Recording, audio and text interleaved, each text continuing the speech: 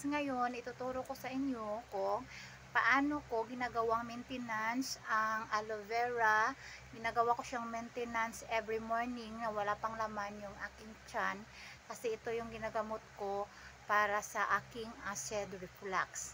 Ay tuturo ko sa inyo guys kung paano ko ito kinakain siya. Actually, every morning guys, kumakain ako ng aloe vera.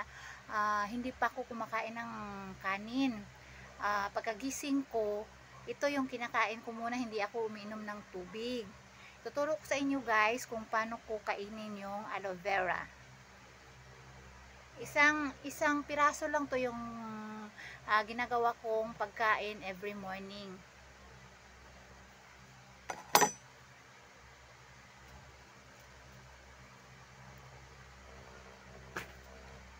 Ibababad natin to sa tubig guys kasi yung yellow niya is mapait.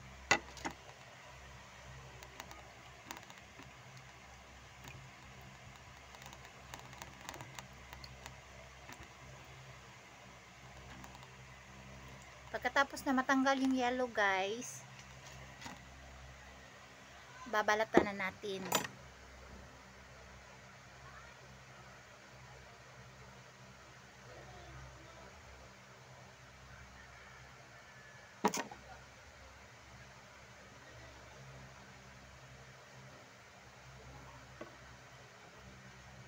Alam niyo ba yung aloe vera guys ay maganda sa mga dehydration, sa mga high blood, sa mga anemia, sa mga mataas ang sugar, sa mga mataas yung cholesterol. Iniinom ko rin to guys kasi dati mataas yung cholesterol ko. Tsaka ngayon nagmi-maintenance ako ng gamot na Losartan, mataas yung dugo ko dahil sa cholesterol.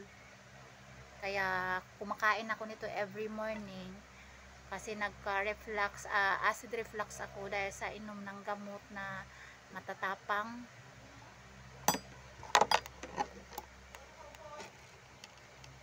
Maganda din to sa ubo ng inyong anak guys. I-blender mo siya at lagyan mo siya ng Milo, gatas or Yakult para inumin nila.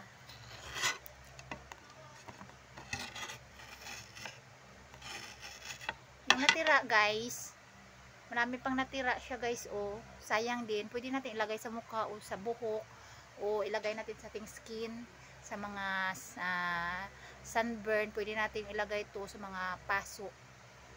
Pagkatapos nito guys, ihugasan natin sa tubig.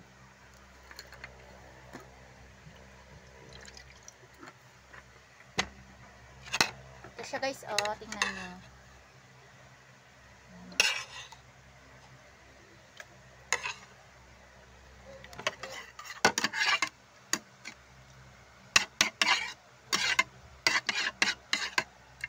Masarap to guys, hindi mo na maaamoy na mabaho siya, hindi mo na siya maamoy.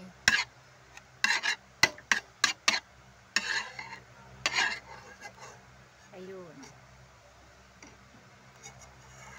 Ito na siya guys, oh. Kakainin ko guys. Para siyang jelly guys. Masarap.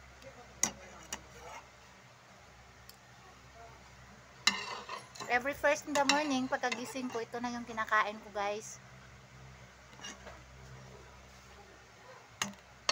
Sa mga nagme-menopause, pwede nito to guys.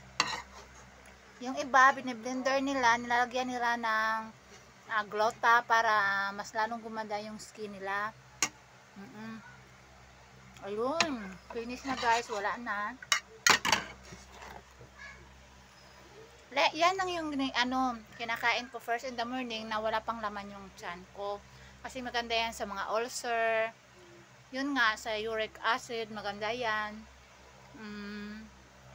Sa mga mataas yung dugo, mga anemia. Maganda yung yung aloe vera. Kaya yung guys, kainin sa mayroong dinaramdam dyan ng mga uric acid at ulcer, may high blood. Try nyo guys. Ang lasa niya parang jelly lang siya. Masarap siya guys. Maganda siya katawan natin. lalo na sa mga nagda-diet, maganda to guys kasi pinapalabas niya yung mga dumi nyo on time, everyday lumalabas yung ano nyo, lalo sa mga matitigas yung pupo, yung magdumi kayo na matigas, kumain kayo ng aloe vera kasi maganda yung pakiramdam nyo pagkatapos nyong magdumi. Yan lang yung muna yung ituturo ko sa inyo guys. Thank you for watching. Please comment sa baba kung meron kayong tanong para masagot ko. Please subscribe sa YouTube channel ni Big Boy. Salamat sa pagpanood guys. Thank you. Bye bye.